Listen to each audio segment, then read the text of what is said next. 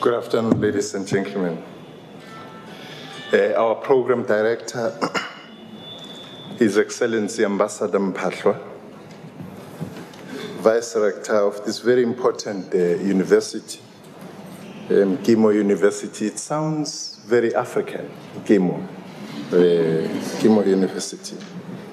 Mr. Silantev, the delegation from the province where the two stalwarts we are here for came from, and this delegation is led by the member of the Executive Council of the province of Northwest, where they come from, responsible for arts and culture in that province, Ms. Modise, and the member of Executive Council of the government of that province, Mr. Sambata, Her Worship, the councillor, Mokati Tebe, who's the mayor of the local municipality there, to all members of the diplomatic corps, government officials, academics and students, members of the media, distinguished guests, ladies and gentlemen. First and foremost, we would like to pass a word of appreciation and gratitude to the university to agree to host us on this very important occasion. We thank you for that. And it is indeed a great honor and a privilege for me to stand here before you today. The occasion is the occasion to celebrate the lives of South African liberation struggle stalwarts, Moses Kotane and John Beaver Marks, otherwise known as J.B. Marks, offers us an opportunity to reflect on common histories shared by the people of Russia and South Africa. As we march towards the end of the celebrations of the 20 years of South Africa's freedom and democracy, it is important to acknowledge the vital role played by the international community in the liberation struggle. Russia, or Soviet Union as it was called then, was always a reliable companion of the South African liberation movement at different stages of our struggle. They did not only pledge solidarity with the cause, they also occupied the frontline trenches in the South African anti-colonial, anti-apartheid struggle. If we're to give a title to this address, I will call it Sharing Common Histories, Inventing Our Future. That's how I will call it. I would say so because both Kotane and Marx are prominent figures in the history of the relations between Russia and South Africa. Their life stories are intertwined with the rich history of the relations between these two countries, thus laying a solid foundation for a common future. When the African National Congress, which is the ruling party today, was listed as a terrorist group by many countries, it was the Soviet Union that supported our struggle unequivocally, offering education opportunities to political activists, providing military training to ANC cadres, and financial support to the entire liberation movement. And this is the movement of Nelson Mandela. By implication, these people who dubbed us terrorists called all of us, including Mandela, a terrorist. The ANC representatives even held diplomatic status in Russia, whilst many countries were turning their backs on us. The early pioneers of South African liberation struggle initiated contact with Moscow as far back as in 1927, when the African National Congress was only 15 years of its existence. One of the founding fathers of the African National Congress, Josiah Gumede, visited USSR then with a view of establishing relations. It is Josiah Gumede who cemented these relations between South Africa and Russia. When he came back from Russia, going home, he said the system he saw in Russia is a system which is a caring system, which is a sharing system. And he called his trip that he had visited a New Jerusalem, referring to Russia at the time. The USSR was always known for producing some of the most renowned scholars and philosophers in the world, thus becoming one of the most desirable destinations for knowledge and information. It was against this backdrop that in the early 1930s, our forebears in the National Liberation Movement, who were also members of the South African Communist Party, came to Russia to study the science of socialism. This pioneering group of cadres was comprised of key leaders that were to play a prominent role in the National Liberation Movement, including the likes of Albert Nzula, J.P. Marx, and Moses Godane, and many others. I must at this point say that those of you who know who Oliver Tambo was or who Nelson Mandela was, but never heard of Marx and Godane, in simple terms, these two leaders were the mentors of the Mandela generation. In fact, the three icons of the struggle were later to be buried in this very soil of Russia. Godane was an active member and the longest-serving General Secretary of the South African Communist Party. He also served as the Treasurer General of the African National Congress and was a key figure in the formation of the progressive trade union movement in South Africa. He was sent to Russia for medical attention after being struck by a severe stroke in 1968 and succumbed to death in 1978. Similarly, J.P. Marx, or Uncle Marx as he was affectionately known, had been a trade unionist, the president of African Mine Workers Union, which was later changed its name to be the National Union of Mine Workers.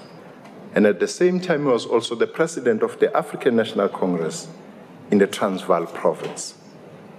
He was a key figure in the Defiance campaign, and like Godane, he was banned under the Suppression of Communism Act of 1950 in South Africa.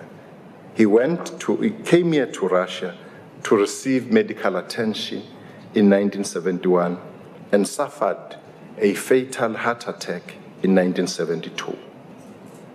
These two legends played a prominent role in solidifying relations between the African National Congress, the South African Communist Party, and the South African Trade Union, the South African Congress of Trade Unions, which was later to be transformed to become the Congress of South African Trade Unions, whose alliance exists up to this day.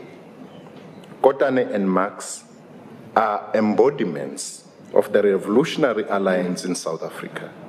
No other two individuals personify this alliance better than these two esteemed leaders. Highly principled, they lived the values, the ethics, and the essence of what the revolutionary alliance in South Africa was and continues to be. Ladies and gentlemen, you would recall that the liberation movement in South Africa began in a peaceful and non-violent manner for almost 50 years of its existence. The apartheid government, on the other hand, had turned a deaf ear to negotiations, and the passive resistance proved ineffective, whilst the brutal killing of unarmed protesters continued. After the introduction of apartheid as government policy and system in 1948, followed vicious laws and continued carnage against innocent victims, the National Liberation Movement was forced to take up the struggle or armed resistance. When the time came for the National Liberation Movement to seek support from international community, Moscow was one of the first partners to be identified. A delegation comprising of Moses Godane, Yusuf Dadu, and other representatives of the South African Communist Party came to Moscow to discuss support for the liberation struggle in South Africa. The Soviet Union offered more than just monetary support and military training. They provided substantial humanitarian support, which included food supplies, clothes, music instruments, vehicles, and many others. The Russian support to our cause was totally unconditional. The Soviet Union was also one of the first alliances we looked up to for the training of the ANC cadres. Subsequent to the unwavering support of the Soviet Union and other parties, Umkhonto Wesizwe, the military wing of the African National Congress, was formed in 1961. Between 1963 and 1965, over 300 ANC cadres had received military training here in Russia. And I'm glad some of the veterans are here with us. After the maiming of young people during the student uprising in 1976 in Soweto, followed by the killing of Steve Biko in police custody a year later, the ANC saw the need to intensify its armed struggle. In 1978, the president of the African National Congress at the time, Oliver Reginald Tambo, led a delegation to this very country where he requested assistance in the organization of Umkhonto Wesizwe cadres in Angola. At this stage, there were hundreds of cadres of Umkhonto Wesizwe who had received intensive military training, guerrilla warfare, and other methods of military confrontation, which the cadres of our movement used and engaged the enemy in executing the struggle against the system of apartheid.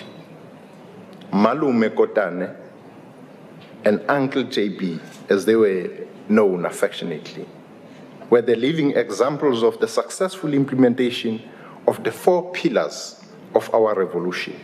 The first one was mass mobilization. They excelled in it through their involvement in mass action in the country and involving the array of forces or array of motive forces of workers, of youth, women, intelligentsia, and others. The second pillar of our revolution was the underground movement. And the two were the pioneers of this terrain of struggle. They mastered this terrain through building and consolidating underground work as a potent force for change. On the third pillar, which was the armed resistance, they ensured that many cadres of our movement receive intensive military training and effectively use this pillar to overthrow a system which was dubbed by the United Nations a crime against humanity, and that is the system of apartheid. The fourth pillar, the international solidarity movement, Kotane and Marx passed this test with flying colors. They mobilized the entire world to rally behind the liberation movement in South Africa against the colonialism of a special type, of which apartheid was. Through the universal execution of the 4 pillars of our struggle, as alluded to above, the South African government was forced to come to the negotiation table. And we must emphasize this point, that some of the historians who are writing about freedom and democracy in South Africa, they think that people of South Africa got their freedom through silver platter. They got their freedom through blood and sweat. And those who had oppressed them as their colonizers were forced to come to the table. And to that, we say thanks to the tireless efforts by Godane, Marx, and their generation, who laid a firm foundation for our liberation. This resulted in the first democratic elections held in 1994, which the ANC, under the leadership of the late President Mandela, won with a resounding victory.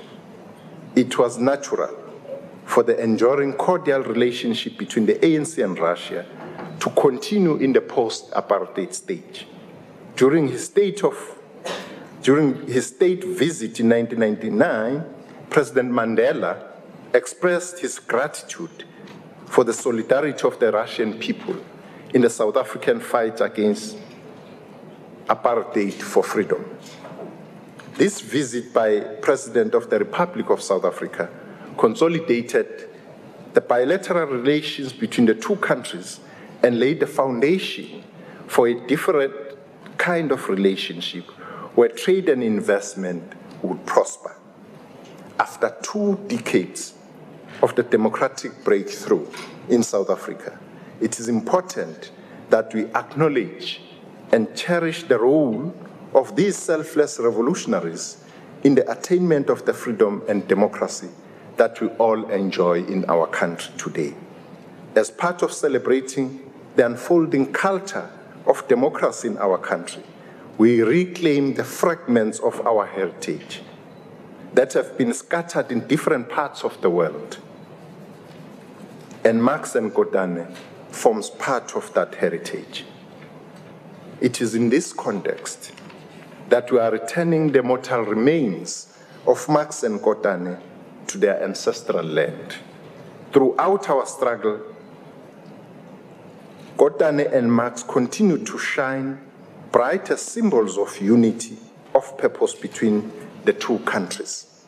I can assure you that the repatriation of their mortal remains would not be the end of the bond that ties South Africa and Russia.